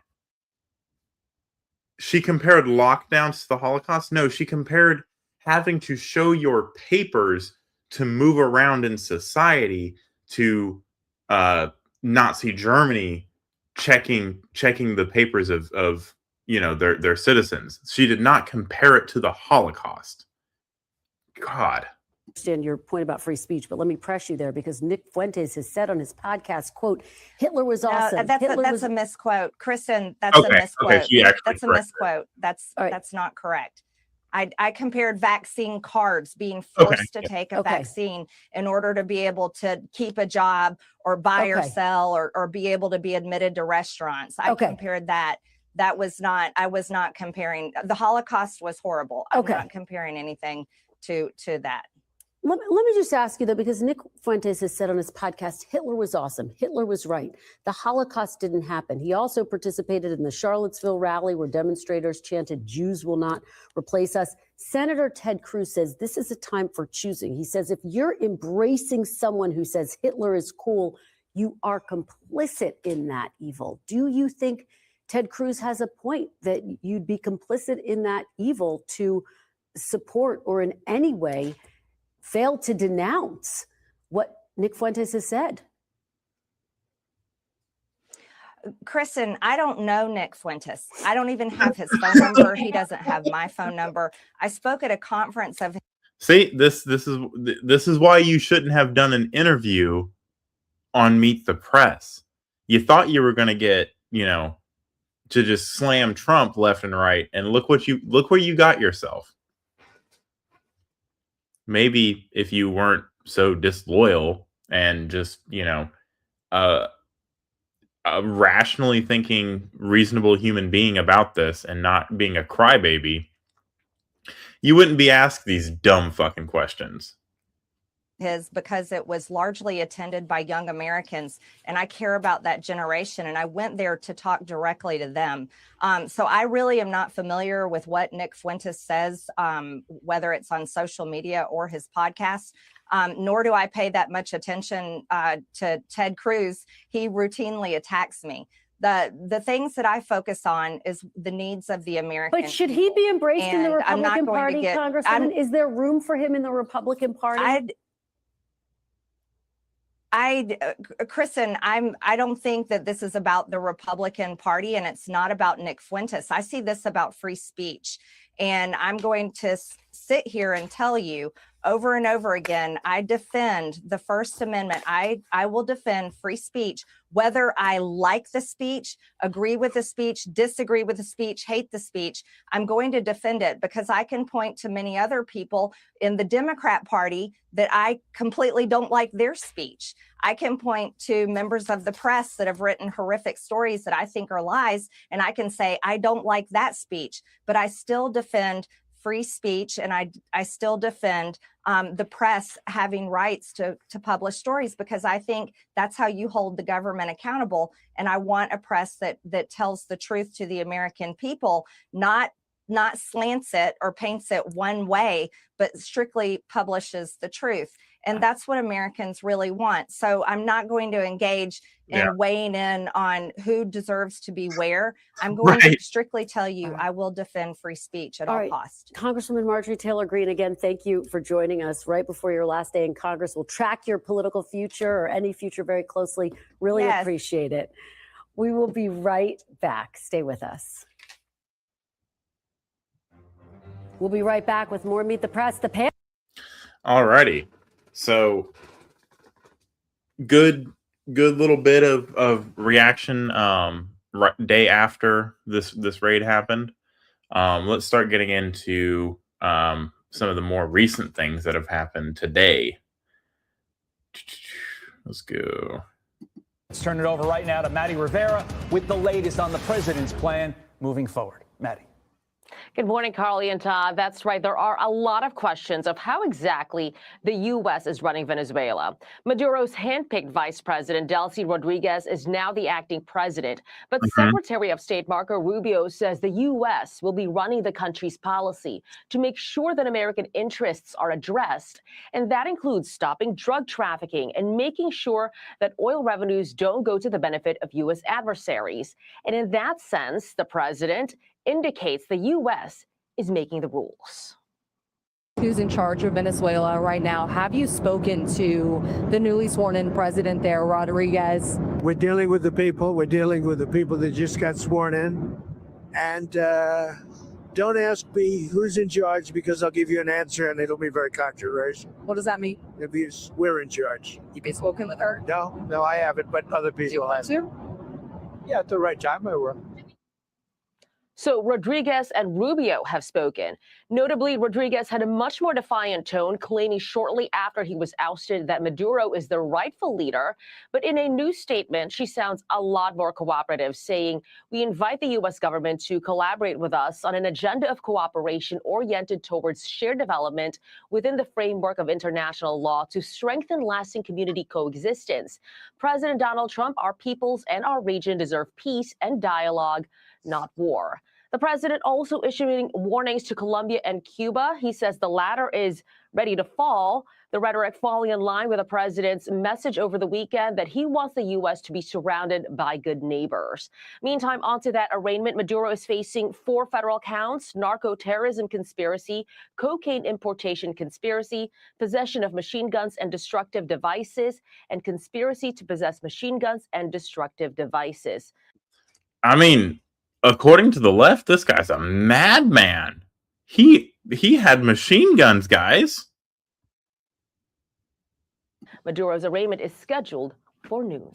Carly and Todd. Madeline Rivera live for us. Maddie, thank you. Let's bring in former federal prosecutor and criminal defense attorney Andrew Cherkasky. Andrew, walk us through what will happen in federal court, like Maddie said, in a matter of hours. Well, in many regards, this is actually a very standard prosecution that we see in federal court, particularly where it deals with these drug kingpin type of prosecutions. The arraignment will be, in its function, relatively short. It's a simple entering of pleas and the beginning of the legal process. Oftentimes, it's just a handful of minutes long. I expect today there's a chance that the defense attorneys may start to make hay about the way in which Maduro was effectively arrested and extradited to the United States to stand charges. But there is good precedent, particularly with regard to the Noriega case years ago, where this exact type of situation is a proper path for the United States to prosecute even a foreign leader. And so I don't think that there's going to be anything shocking or fireworks that go off in the courtroom today, but the defense counsel may start to create some of their legal arguments, and we might start to see some sort of indication from this Clinton-era judge what the perspective is of the court about where this is going. And with that said, do you think he will be convicted? And if so, what charge will he face? Well, the charges here and the evidence seems to be overwhelming. The government seems to indicate that they have a great degree of confidence in this. The charges are all related to drug operations, whether it's called conspiracy to engage in narco-terrorism, or whether the charges that we focus on are simply the actual drug running back and forth in the conspiracy to do so. Narco-terrorism can create a higher degree of culpability than just the drug charges. But the United States has an extensive investigation and a strong indictment in this case. I don't see any chance of this not being anything other than a guilty. I think that if this goes all the way to a jury, the challenge for the government is going to be the defense motions to try to figure out some way to get out of this. But again, the precedent is very favorable to President Trump and the administration here. At this point, we all are assuming that there is little to no chance that Maduro is released on bail. But what takes place in the intervening year plus? Because all indications are we're not going to have a trial here until 2027. He's going to sit in jail, as he should. 27. And that is because, like you mentioned, a lot of the defense motions are going to gum up the works. But also, there's the fact of this was a pretty classified operation. There's a lot that went into this that we still don't know and that we cannot know in order to prevent future events like this when we do this again in another land. So why else, besides the classified information, besides the defense motions, is this going to take so long to get to trial?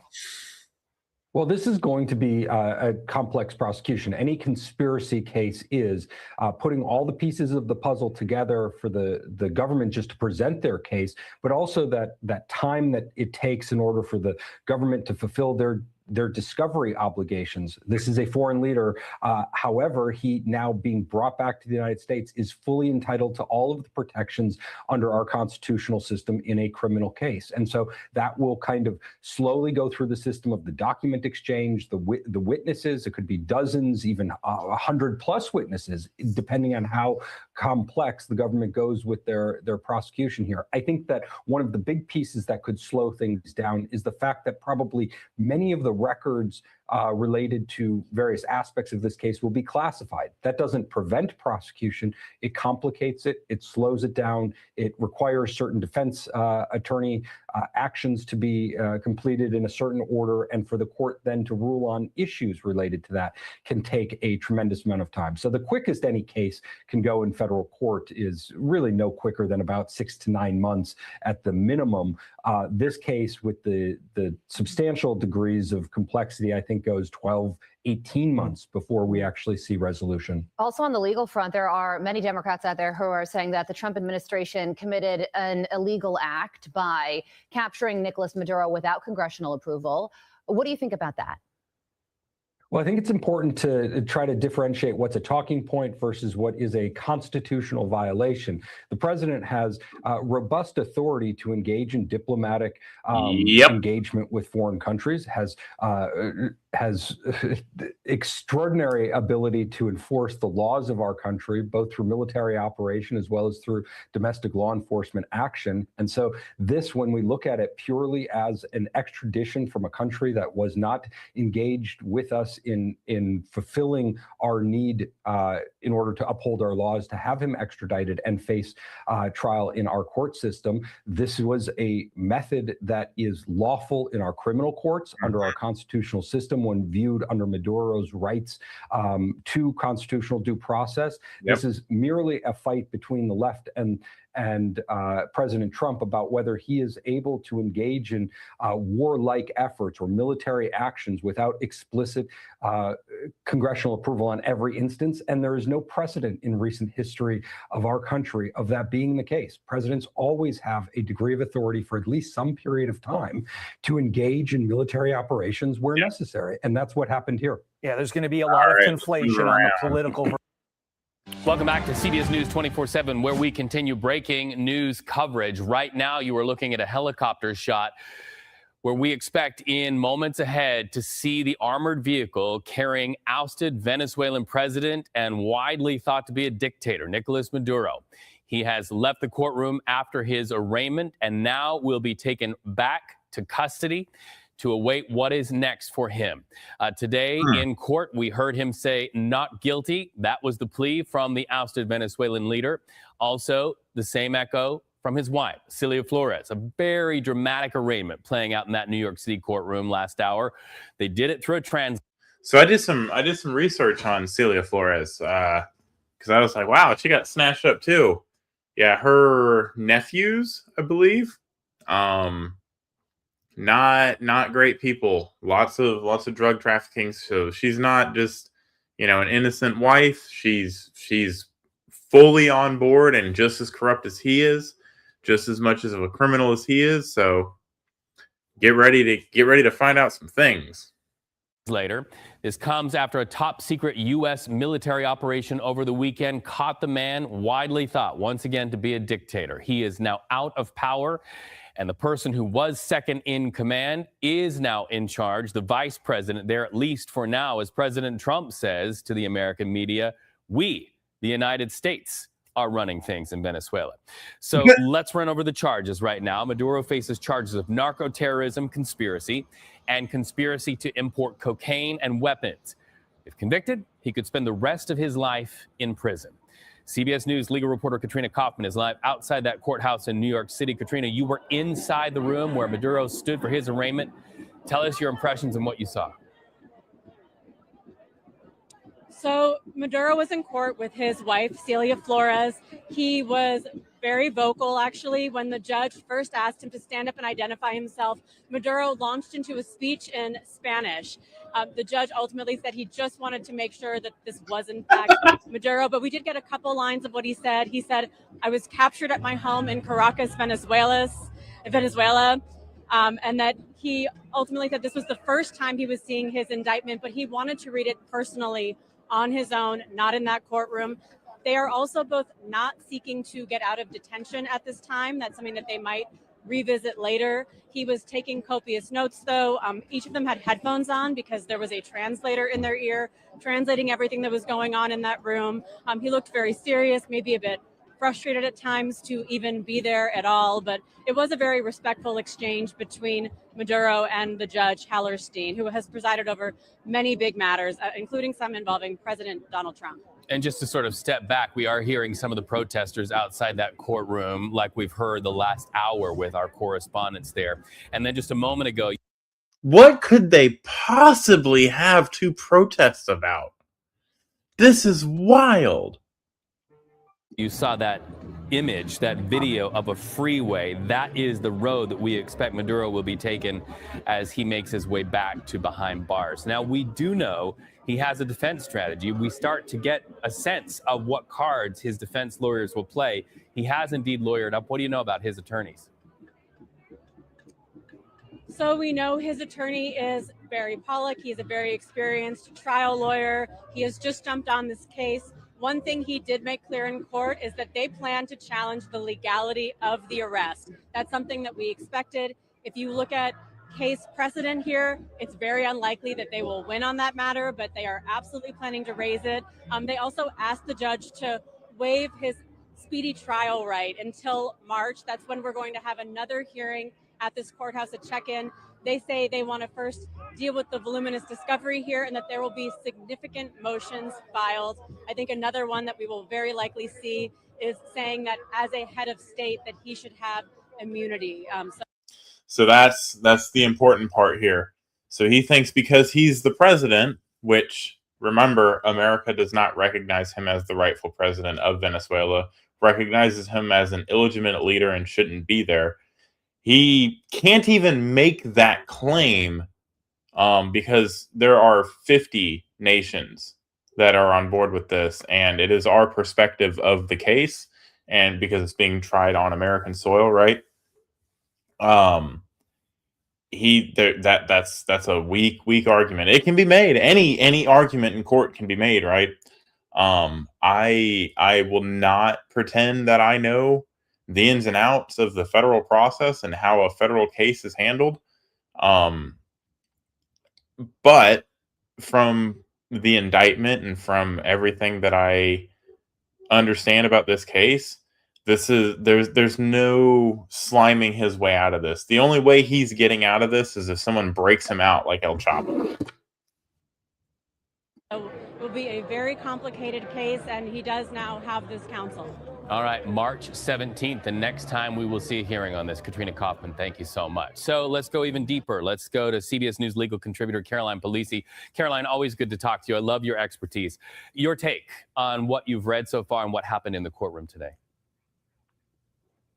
Yeah, not too surprising, Reed. I think what I was looking for was whether or not Maduro was going to have lined up a retained attorney. We knew he likely, obviously, would have a court-appointed attorney if he needed to, but he does have this great criminal defense attorney, very high profile, represented Julian Assange in the WikiLeaks matter in New York. So he knows what he's doing. And just as Katrina was saying there, everything that I expected happened today, which is that his defense attorneys noted that they will be making really every anticipated argument regarding his extraction from Venezuela, that it was illegal, that it was in violation of international law, that it was in violation of national law, and that he should be granted sovereign immunity because he was the president of Venezuela. Now, as Katrina also alluded to, there is precedent for those arguments. It's very similar to the Manuel Noriega case back in 1989 when George H.W. Bush extracted him from Panama. So to give a little bit more context on there, because I couldn't find any videos that gave context on it, I had to look it up myself. Manuel Noriega basically almost did the same thing, except he was a war general in Panama. He was charged with crimes against humanity and drug trafficking, and received a 40-year sentence in the United States. We went and plucked him right out of Panama. He surrendered, peacefully, but the military did go down and pluck him out. Now, it's important to note that up until 2002, the DEA was actually in Venezuela and monitoring, drug movement and had a control on it until Hugo Chavez kicked him out because they thought that, this was 2005 that he kicked him out because they thought that that we were trying to overthrow him, which there may be some truth to. I don't know what the CIA does. There's rumors all around about everything that they do. Going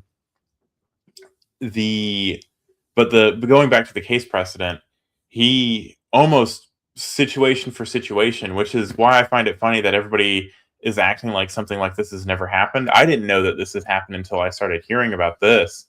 But yeah, there's case precedent on how to handle this situation, and you don't get immunity, and you're not safe anywhere. I've heard people say, "Oh, U.S. laws don't apply in other countries." It does when you commit crimes against the United States. The United States can and will choose to come and get you. Noted then that we saw him as a rogue dictator. We didn't believe he was a legitimate head of state. Therefore, the court said, regardless of how he got on United States soil, they would proceed with the prosecution, and that he doesn't get sovereign immunity. We can contrast what is happening with the prosecution, I think, with what happened in the days and weeks leading up with the military operation. A great deal of preparation, a great deal of planning. They knew exactly how this would go from the very beginning. On the prosecution side, where the legal side is concerned, do you feel like there has been work leading up to this that could mirror what happened in Venezuela with the military, some preparation here?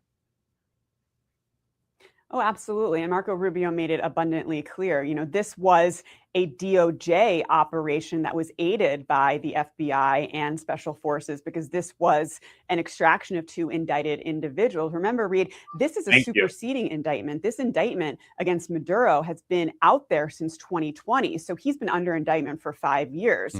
And that's really the argument that the administration is making for why this was not an active war. The fact that there is sort of no one in charge of Venezuela now is just kind of like a byproduct of this extraction. And so that's sort of the legal hook here for why the administration feels that it did not violate the Constitution and or international law by going and getting him. Were you struck as somebody who knows the law that there was no push for bail? Bail? No, I thought that was a really good move on the part of the defense attorney. He's going to gain a lot of credibility with the judge because it would have been a ridiculous motion to make. Under the Bail Reform Act, the two factors that you have to decide are flight risk and risk to the community. He's obviously a flight risk, Reed. So there's no chance he was going to make bail, although they did say it was without prejudice. They may put together a package in the future, but he's not making bail. He's going to be in the Metropolitan Detention Center until his trial. All right, Caroline Polisi, fascinating always to talk to you. Thank you so much for that, watching this case so closely, as you will be, we know. Yeah, that's not what we're here to do at this moment. The judge then asked if Maduro has read the indictment. The counsel, about whom we just spoke, answered for him and says it's been summarized for him and that he understands it. Maduro then waived the public reading of the charges, says he will read them himself. The judge did then read him his Bug rights. He individual. acknowledged his counsel, Mr. Pollock. Then the judge read essentially his Miranda. And then Maduro said he did not know of these rights, but that he is now informed. And then Maduro went on to plead not guilty. Wow. He says, I am still president of my country. Right. And he says that for a number of reasons. I would imagine, number one, because that's the way he sees his situation. Number two, Manuel Noriega, the Panamanian dictator who was taken into custody in the Bush administration, and we heard from Bill Barr earlier today. He was the AG in charge of overseeing that at the Department of Justice at the time. But the head of state immunity issue is the one that he knows he can press, that he will try to use to defend himself, that I have immunity because I am the head of state. It did not work for Noriega in that trial back in Panama, and he was indicted on very similar drug charges, drug trafficking charges. The other thing that I would mention is, just in terms of venue, as Emily pointed out, it could have been anywhere. I think some people would have argued that Florida was a good venue for this particular case. It is in New York. It falls under the U.S. Attorney Jay Clayton in the Southern District of New York in this case, and they have a lot of experience with this, but it is unlikely to go to trial for a very long time.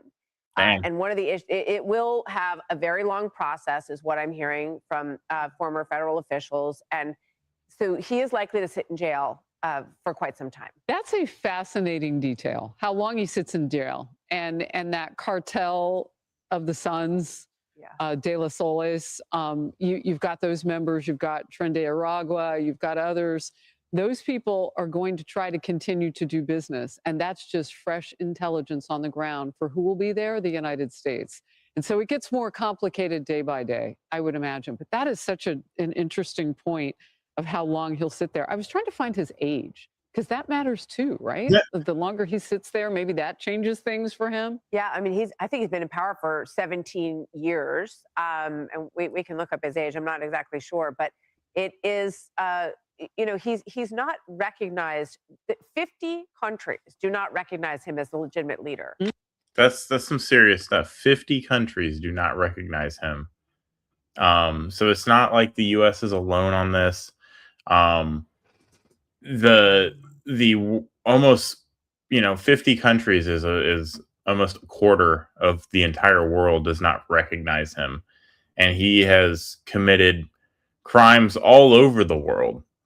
All of these countries that are coming out and condemning him being arrested, I guarantee you, when it comes time to prosecute him in their countries for the crimes he's committed against them, they're not gonna be too upset when the United States transfers him over if he lives through his prison sentence. But I mean, to kind of summarize this, he's gonna try to make the immunity claim, say that I'm a president, you can't prosecute me. I have my rights as a president. It doesn't matter. He committed crimes against the United States, and the United States decided it was worth their while to go get him. And it doesn't matter where you think you are on this situation. It doesn't matter what your opinion is. This is a matter of law. Again, Congress passes a law. You violate the law. A judge signs a warrant for your arrest, and the executive branch goes and gets you. That's how it works in any local municipality. That's how it works in any jurisdiction. That's how it works in the United States. And we're sending a clear message to everybody across the world. We will come and get you if you hurt Americans. We will come and get you if you hurt American interests. We will come and get you, even if it takes 5 presidents to come and get you. We will come and get you. Of this country, including the EU. So this is we just heard about this from Michael Waltz at the United Nations. So this is there's a lot of consensus on this. Did you just discover? Yeah, I found it, and maybe because I'm getting older, but 63 doesn't seem that old to me. Yeah, I would put him around there. And he's a tall man. Well, apparently he was towering over his counsel. Yeah. So yeah. Just want to point out too, his wife now has counsel as well. Texas Attorney Mark Donnelly filed a motion to be admitted as counsel for Celia Adela Flores de Maduro. So yeah, I mean, it'll be interesting to play out. I'll keep track of everything that's going on. and I'll give my take on it because, that's why you're here watching me right now. It's because you want to hear my opinion, I guess. It's that valuable to you. But yeah, this is shaping up to be an interesting trial. We need justice for this guy. He's hurt and brutalized a lot of people. And I look at this as a very optimistic first step, but it is not the end, right? This is not a let's go take a victory lap and act like nothing ever happened and let's celebrate that our team won.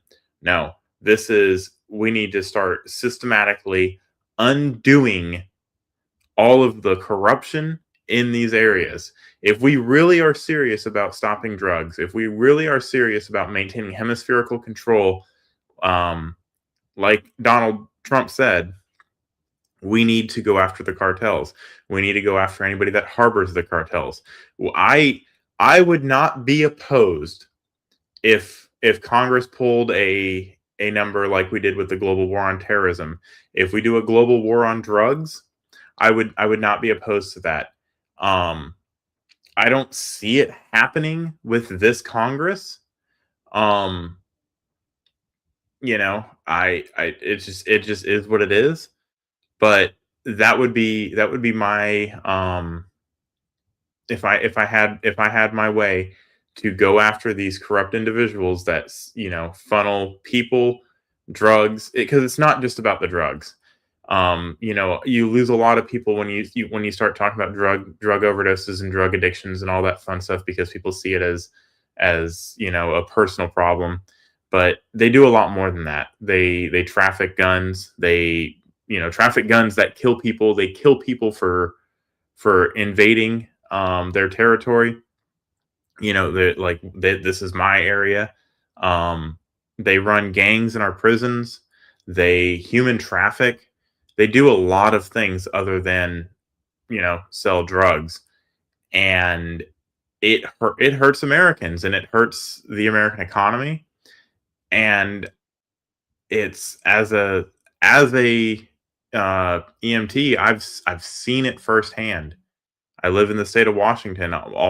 Probably 30% of my patients are affected by drugs of some sort.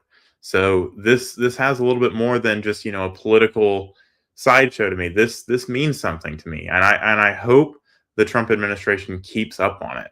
I hope they don't let off the neck.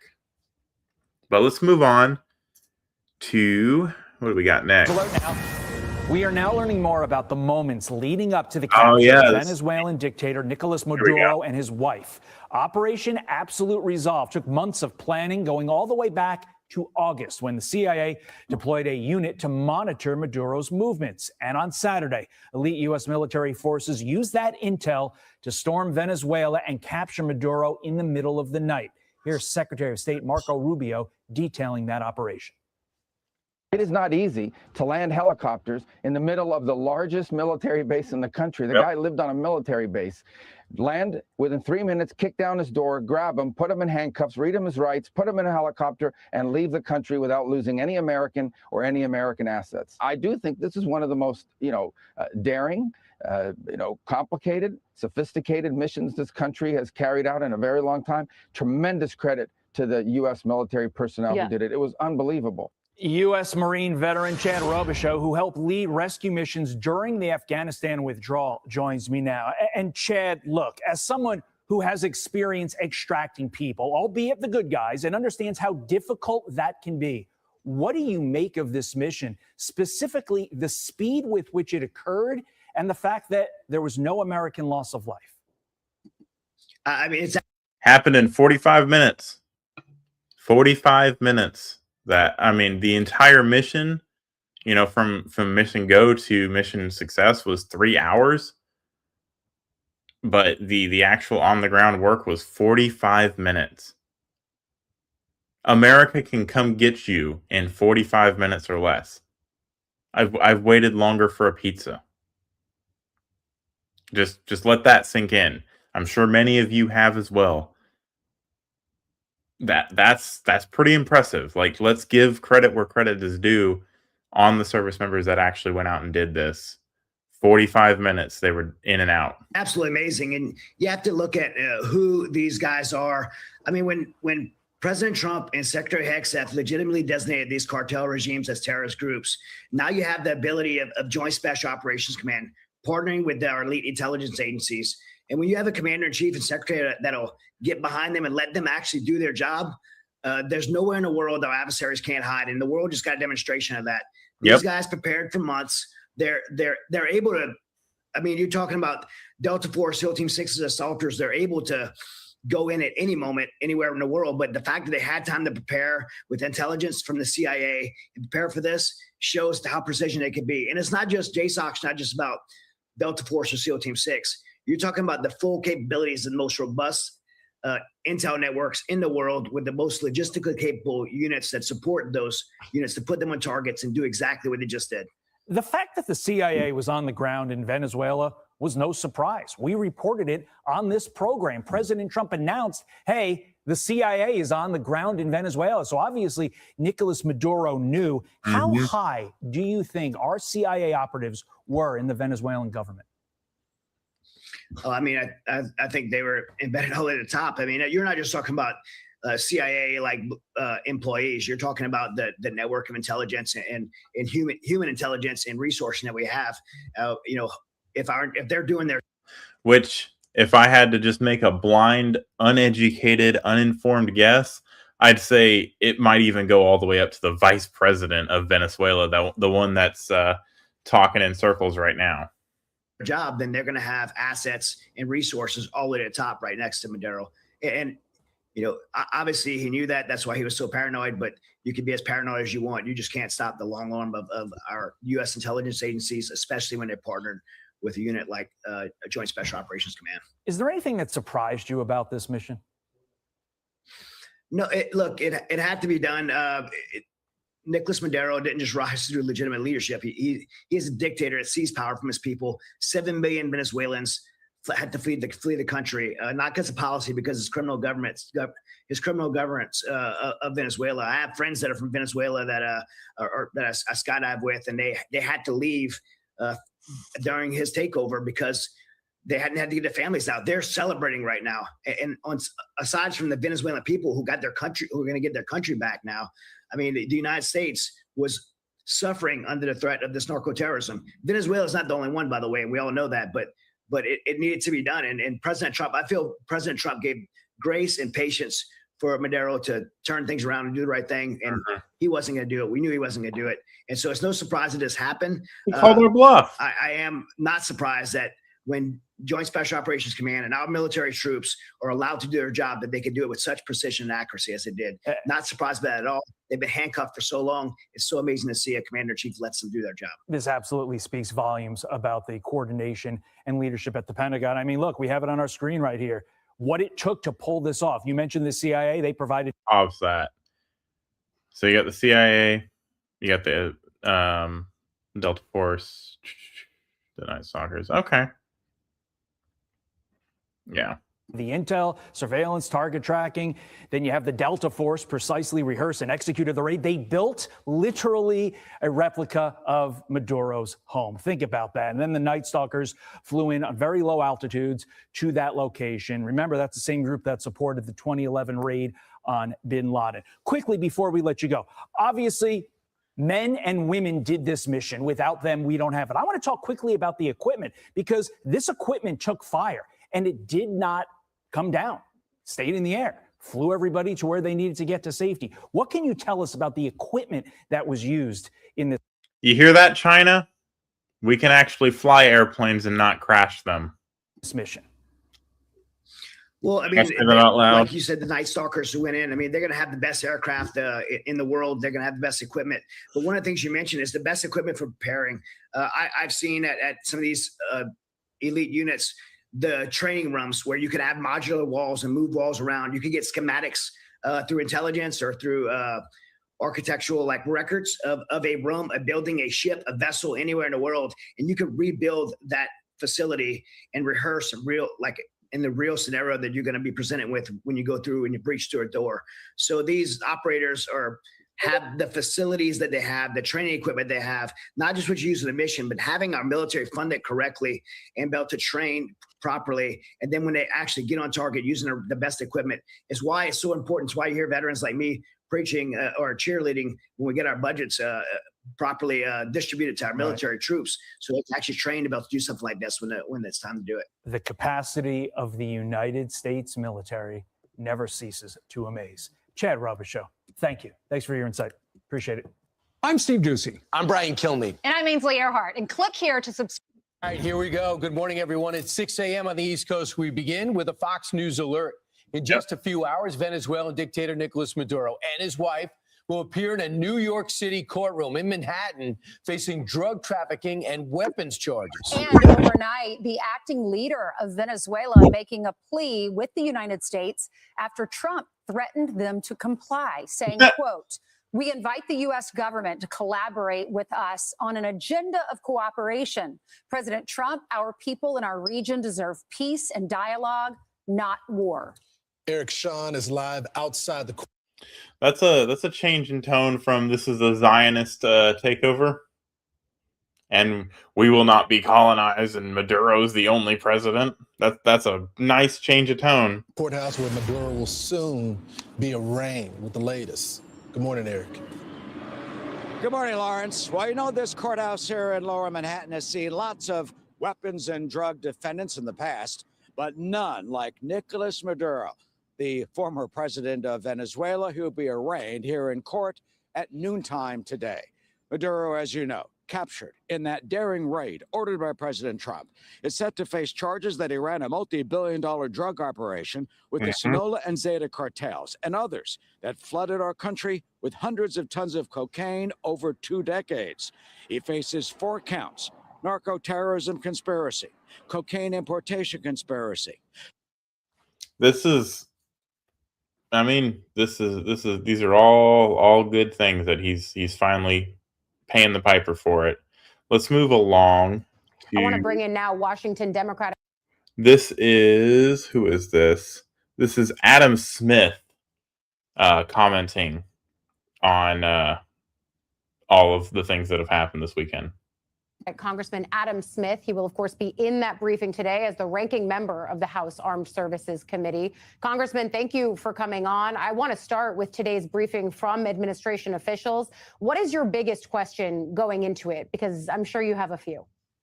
Yeah, what comes next, basically? How is Venezuela going to be run exactly?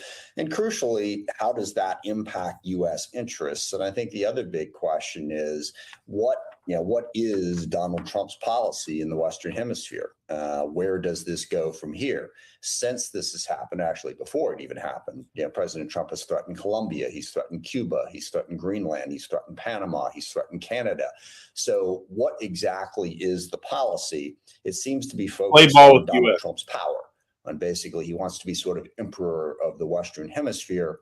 There's all kinds of legal problems with that. But let's assume that he is able to put forward this 21st century Monroe Doctrine. What's he trying to accomplish with it? I think he's said it several times. Peace through strength. America first. American interests first. We will not be bullied on the world stage anymore. If you don't want to take us seriously, we will show you. Fuck around and find out. It's been very clear. If you just open your eyes and stop trying to criticize everything he does and think about it objectively, you would understand that this is in the interest of the American people. But I forgot the Democrats are not in the interest of the American people. The Democrats are in the interests of whoever's paying them and putting them in power. How is this going to benefit the United States of America if we take on the responsibility of running the Western Hemisphere? And it seems like it's only focused on resource extraction. We've taken on the responsibility of running the entire world. So scaling back to the Western Hemisphere to protect our interests, not just, go nation build all over the Western Hemisphere, but to actually protect our interests and protect bad actors from gaining control through proxies in the Western Hemisphere, in South America. Not a unrealistic goal, not an unrealistic thing to do. honestly, it's a scaling back of we're going to go be the world's police force. Is this going to improve the lives of people in Latin America? And if it doesn't, Yes, we're going it will. to be in the middle of a massive conflict over a whole host of issues. So there's a lot of questions that need to be answered. A lot of questions that I'm sure you will put to some of the very people who are now said to be, at least in some way, in charge of or running Venezuela, though certainly Secretary of State Marco Rubio tried to walk that back and say they're not involved in the day-to-day. It's more of a policy figurehead. But I think it comes as some senators, including Senator Chuck Schumer this morning on Morning Joe, said that he feels the administration lied to Congress. I want to play for you a piece of what he said. Watch. I asked him in these private briefings, face to face, are you doing any planning for regime change? And they said they were not. They obviously were. They lied. No, they didn't lie about regime change. Like the previous lady said, this is just a happy byproduct of us arresting a criminal. Now, I know that some of these briefings are classified, but you've likely been in some of the same rooms that Senator Schumer has been in. Do you feel lied to by this administration? Do you go about and can you confirm the way that Schumer is talking about asking directly, are you doing regime change in Venezuela, and being told no? Yeah, no, absolutely. We were lied to. Now, it varied from member to member, from the Secretary of State to the Secretary of Defense to the president in terms of exactly what they said. But on more than one occasion, they did claim that they were not planning on regime change. So clearly that is true. They were not honest with us about what their plans were. But as I said, vastly more concerning is what is the overall plan going forward with this action? I think this is going to undermine U.S. security and stability in the region, and they don't seem to have a plan. Undermine U.S. security and stability in the region. We are literally installing ourselves and running the government, but we're going to have less security and less stability in the region. I don't he's on the Senate. He's the senior ranking member of the Armed Services Committee, so maybe he knows something I don't know. But I don't see that. I don't see how this is going to cause instability in the region. We have control over it. Now, if you compare our government to how we run things, maybe he has a slight point there, but I frankly don't see it. But moving right along. I want to start first, though, with Russia's foreign ministry is condemning the U.S. capture of Nicolas Maduro and his wife and is calling for their release from U.S. custody. What? The longtime ally of Venezuela is now calling for the conflict to be resolved through diplomacy. Oh my goodness. So I'm confused. Is Trump a puppet for Russia? Because if he's a puppet for Russia, why is he doing things Russia doesn't like? Why is Putin condemning something Trump did if he's a puppet? Let's discuss this with Nina Khrushcheva. She's a professor of international affairs at the New School and is the great-granddaughter of former Soviet leader Nikita Khrushchev. And we see the 2026 behind you. Happy New Year to you, Nina. We wish it was under more sobering or happier circumstances. But let's talk about this long-standing relationship between Russia and Venezuela. How might you expect the Putin regime to react to what the Trump administration is doing? Good morning. Well, they already react, and they've been condemning, as actually many others. We heard it from China. We even heard it some words from Europe as well. So Russia, China, Iran, and Europe don't like the fact that the United States did something. I think we're probably on the right track. If all of those people are united in hating us, fine by me. They're our adversaries, minus Europe. But Europe can't even figure out its own backyard, so maybe they shouldn't comment. But on that note, I'm gonna end the stream. It's been nice hanging out with you guys. Don't forget to like and subscribe on the channel, and I'll see you next time. Have a good one. Peace.